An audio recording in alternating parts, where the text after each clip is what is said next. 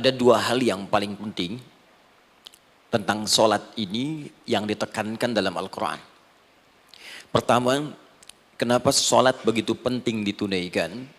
Karena ia akan menjadi pembeda antara Khalik dengan makhluk.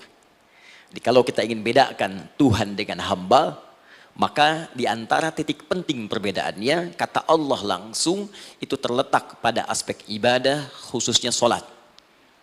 Karena itu ketika Nabi Musa alaihissalam berkenan kemudian langsung diperintahkan oleh Allah sehingga disebut dengan kalimullah yang diajak bicara dan diperkenalkan tentang esensi ketuhanan Allah, maka disebutkan perintah langsung oleh Allah untuk menyembahnya dalam bentuk sholat. Al-Quran surah ke-20 Thaha ayat ke-14. Kata Allah, innani anallahu la ilaha illa ana fa'budni wa aqimis salata li dzikri. Ya Musa, tidak ada Tuhan kata Allah selain saya. Ya maka jika engkau telah tahu saya Tuhan, bedanya Tuhan dengan makhluk, fa'budni, maka kewajiban engkau sebagai makhluk menyembah saya. Bagaimana caranya ya Allah, kata Musa? Kata Allah, wa aqimis salata, rahmatullah, wa aqimis salata li dzikri. Maka cara menyembahku itu adalah dengan solat. Karena itu semua nabi dan rasul, bahkan sebelum Nabi Muhammad SAW, diperintahkan oleh Allah untuk mengajak umatnya seluruhnya untuk solat. Ya, Nabi Isa alaihissalam solat. Anda buka Quran surah 19 Maryam ayat 31 sampai 33. Nabi Ismail alaihissalam, ya kakeknya Nabi ke-29, solat. Bahkan meminta keluarganya solat. Quran surah ke-19 ayat 55. Wa kana ya'muru ahlahu bis salah. Nabi Zakaria, saudaranya Imran, solat. Quran surah ketiga, ya, ayat ke-38 sampai dengan 39. Ayat 39-nya tegas mengatakan, "Fanadathu malaika wa huwa qa'imun yusalli fil mihrab." Jadi kalau kita urutkan dari Nabi Muhammad sallallahu alaihi wasallam sampai Nabi Adam alaihi salam, semua menunaikan salat kepada Allah Subhanahu wa taala. Ya Muhammad bin Abdullah bin Abdul Muttalib bin Hashim bin Abdul Manaf bin Qusay bin Murrah bin Kilab bin Ka'ab bin Ghalib bin Fihir bin Malik bin Nadar bin Kinana bin Khuzaimah bin Mudrikah bin Ilyas bin Nizar bin Mudar bin Ma'ad bin Adnan bin Addi bin Adri bin Muqawwam bin Nagur bin Tarikh bin Ya'rub bin Yasjub bin Nabit bin Ismail alaihissalam bin Ibrahim alaihissalam bin Azar atau bin Nahur bin Abir bin Kinan bin Arfakhshad bin Sam bin Nuh alaihissalam bin Mikhlail Matushala bin Kinan bin Anwas bin Thith bin Adam alaihissalam. Dari Nabi Muhammad SAW sampai Nabi Adam semua salat. Coba ulangi. Nanti dalil singkatnya dari Quran surah keempat ayat 163 paling kiri sebelah atas di mushaf. Inna auhayna ilaika kama auhayna ila Nuhin wan nabiyina min ba'di. Muhammad, apa yang kami telah wahyukan kepadamu sudah pernah pula kami sampaikan kepada Nuh alaihissalam dan nabi-nabi setelahnya. Kenapa tidak disebutkan Adam sebelumnya? Karena Adam itu nabi bukan rasul. Nabi diberikan risalah untuk pribadi dan kalangan dekatnya, rasul diberikan risalah tugas untuk mengajak umat. Kenapa Nabi Adam bukan rasul? Karena zaman Nabi Adam belum ada umat. Siapa yang mau diajak? Ya? Ini bagian pertama. Jadi kalau kita hari ini masih mendapat kesempatan sholat, alhamdulillah, ini artinya sampai hari ini kita masih benar-benar manusia. Kan kalau ada orang yang kemudian tidak mau beribadah apalagi sholat, terkhusus ketika dia beriman, maka penting dipertanyakan, masihkah ada iman dalam dirinya? Karena itu kata Allah dalam Al-Quran, surah ke-8 ayat yang kedua, aku akan perdengarkan namaku, sehingga ketika disebutkan itu, kita bisa menguji adakah getaran iman dalam jiwa kita. Quran surah 8 Al-Anfal ayat kedua. Innamal mu'minuna alladzina idza dzukirallahu wajilat qulubuhum. Sungguh orang yang masih punya iman itu, kalau diperdengarkan nama Allah kepadanya, akan ada getaran dalam jiwanya. Karena itu setiap hari 5 kali diperdengarkan nama Allah. Untuk menguji di jiwa kita masih ada iman tidak? Bahkan dari bangun tidur, bayangkan waktunya dibagi sempurna persis. Dari mulai subuh baru bangun, menjelang ke siang, mau berakhir siang ke sore, sore pindah ke maghrib, hilang kemudian muncul gelap malam. 5 kali persis dibagi waktu. Diperdengarkan untuk menguji, kira-kira setelah subuh siang masih ada nggak iman? Sore masih ada nggak? Ya Allahu Akbar, Allahu Akbar. Karena itu kalau iman masih ada melekat di jiwa kita, demi Allah saya katakan, begitu kita mendengar suara azan, pasti hati kita akan mengatakan, Allahu Akbar, Allahu Akbar. Wih, sudah azan ya? Pernah begitu? Ya, walaupun mungkin setelah selesai la ilaha illallah baru adzan, belum qomat. Ya, itu normal, gak apa-apa. Yang penting iman masih ada. Nah, ini menunjukkan ada getaran dalam jiwa. Satu itu. Yang kedua, ini yang jarang dimanfaatkan teman-teman. Jadi seringkali sholat dimaknai pada ibadah formal bagian pertama saja. Adapun yang keduanya, ini yang jarang digali. Padahal sekali saja dalam sehari, itu 5 kali Allah menunggu kita. Ternyata sholat itu satu-satunya wasilah ibadah yang disebutkan dalam Al-Quran untuk langsung memohonkan semua kebutuhan yang kita rasakan. Bahkan sebelum kita diminta sholat, itu kalimat pertamanya bukan ibadahnya. Kata Allah, kau punya masalah apa? Sedang butuh apa? Sedang punya problem apa? Buka Quran surah kedua Al-Baqarah ayat ke-45 sampai 46. Paling kanan pertengahan di usad. Wasta'inu bis-sabri was-salah. Perhatikan kalimatnya, indah sekali. Ya Allah menempatkan sholatnya bagian kedua. Kata Allah, wasta'inu, hei hambaku, jika kalian punya persoalan dalam kehidupan, maka, perhatikan kalimatnya baik-baik, wasta'inu, mintakan solusinya kepadaku. Jadi kalau sedang punya masalah, bukan bikin status, gak akan selesai.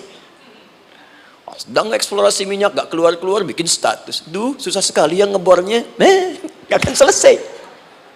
Jalan macet, bikin status. Jakarta macet, ya, gak akan selesai.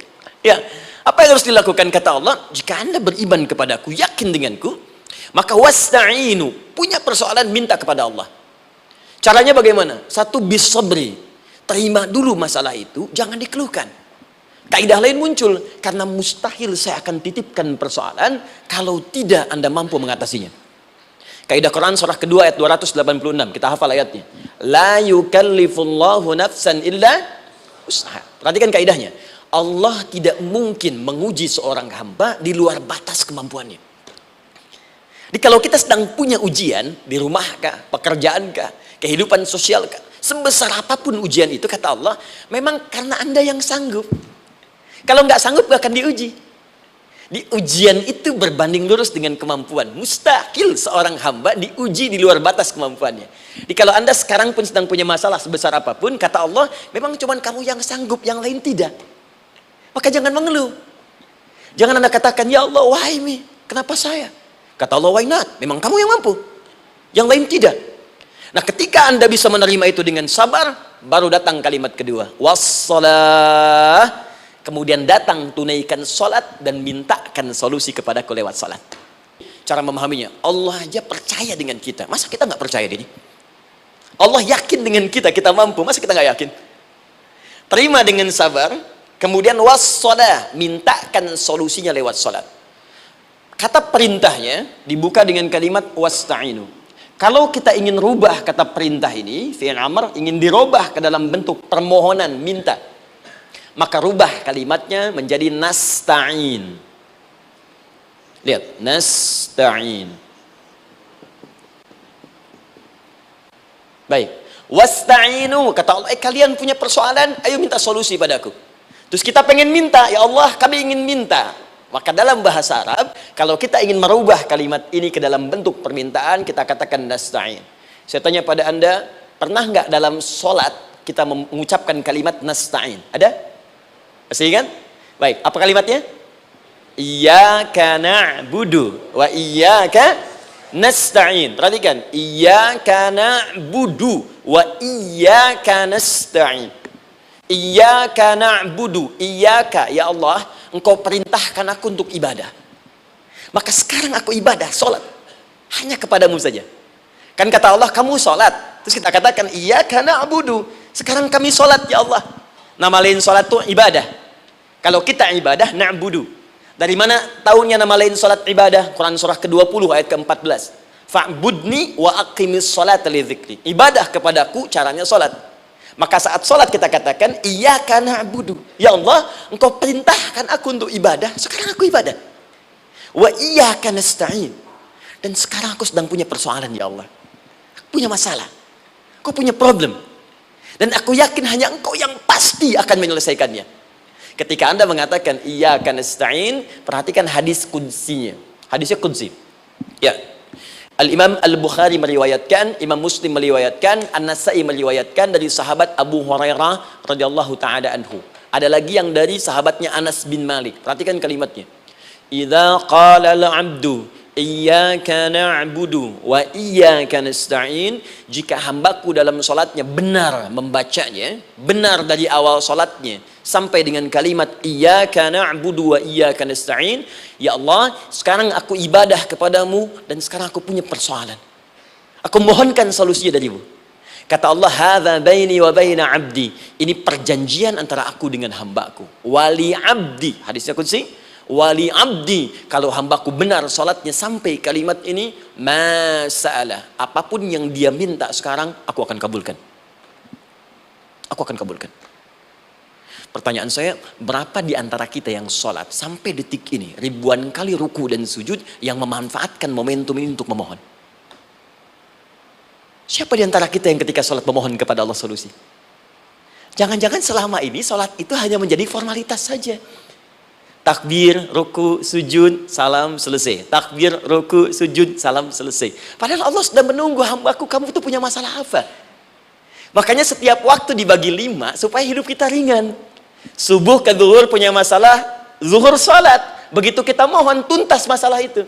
Zuhur ke asar punya persoalan, asar salat. Dijawab oleh Allah, tuntas persoalan itu. Karena itu semua nabi dan rasul, bahkan orang soleh, ketika punya persoalan dalam hidupnya, even itu hanya menulis karya ilmiah, maka mereka akan memulai dengan sholat dan minta kepada Allah Subhanahu Wa Taala. Teman-teman kenal Nabi Zakaria? Bagus.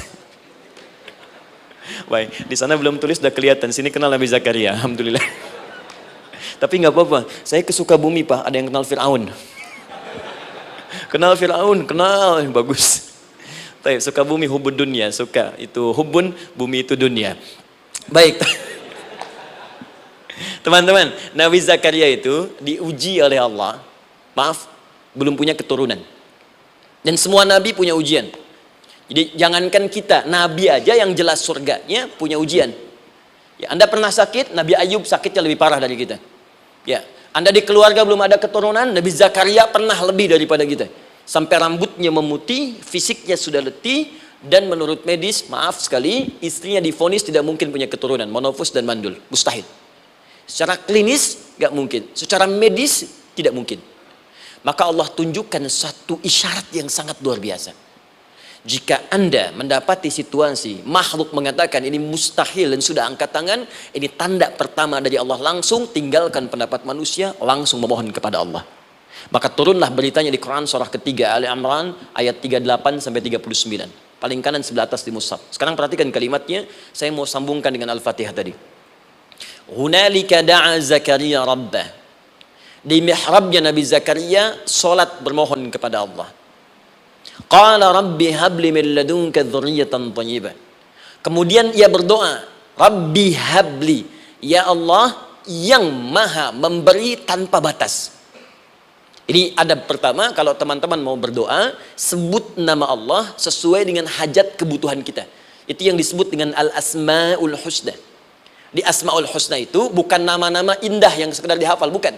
Tapi nama yang diberikan oleh Allah sesuai dengan kebutuhan hidup kita. Dalilnya Quran surah ke-17 ayat 110. Ya, paling kanan sebelah atas di mushaf, ke pertengahan. Ya, kata Allah, Qulid Allah. Jika Anda punya persoalan, sebut nama Allah. Allah Awir Rahman atau Ar-Rahman. Ayyamma tad'u, tapi kalau Anda ingin spesifik meminta, falahul asmaul husna. Pilih nama Allah, ia punya nama-nama yang indah sesuai kebutuhan kita. Jadi kalau teman-teman misalnya minta kelancaran rezeki, sebut ya Allah ya Razzaq. Anak mau ujian, ya Allah ya Al-Alim. Di proyek misalnya ada hambatan, ada gangguan, ya Allah ya Al-Jabbar ya Al-Malik. Ingin mudah mengatasi ujian, ya Allah ya Sabar. Minta. Ya, jangan semuanya disebutkan, nanti jadi beban. Ya, Allahumma ya Rahman ya Malik ya Kudus ya Sabar, gitu kan? Yang tadinya nggak punya masalah jadi punya masalah, gitu kan? Pilih salah satu. Nah, jika Anda ingin memohon pada satu hal yang mustahil menurut manusia, maka minta dengan menyebut nama Allah yang memberi tanpa batas, mustahil di dalamnya. Nama Allah tersebut namanya Wahhab. Wahhab. Ya Allah, ya Wahhab. Al-Wahhab.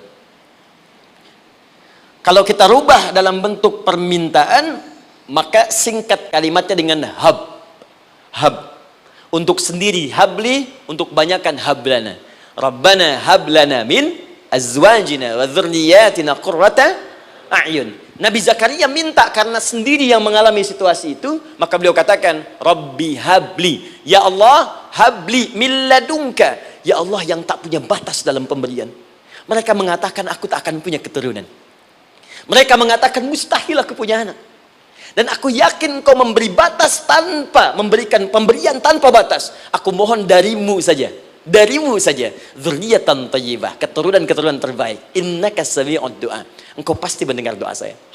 Kalau pada yang maha memohon saja, maha mendengar saja tidak mengabulkan, lantas kepada siapa lagi aku mesti minta? Tapi poinnya bukan itu. Poinnya adalah ini disampaikan oleh Nabi Zakaria dalam keadaan sedang sholat. Masih berdiri dalam sholatnya. Dalam bahasa Arab berdiri disebut dengan qaimun, qaim, berdiri. Sedang sholat disebut dengan yusalli. Perhatikan ayat 39-nya. Fanadathul malaikatu wa huwa qaimun yusalli fil mihrab. Maka seketika ketika doanya selesai dipanjatkan, sholatnya belum selesai. Doanya selesai dipanjatkan, seketika datang malaikat menyampaikan, kamu dapat kabar gembira, Anda akan punya anak, bahkan namanya langsung diberikan oleh Allah, Yahya, artinya hidup. Yang mustahil menurut manusia, lahir dari rahim seorang perempuan yang divonis monopos dan mandul, kata Allah, bagiku yang gak ada yang mustahil. Jadi dan hidup dia. Kapan itu terjadi? Masih sholat dan belum selesai dalam sholatnya, dalam keadaan berdiri. Sekarang saya tanya Anda, kita membaca iyyaka na'budu wa iyyaka nasta'in dalam keadaan ruku atau sujud? Sujud, berdiri. Berdiri teman-teman. Betul kan?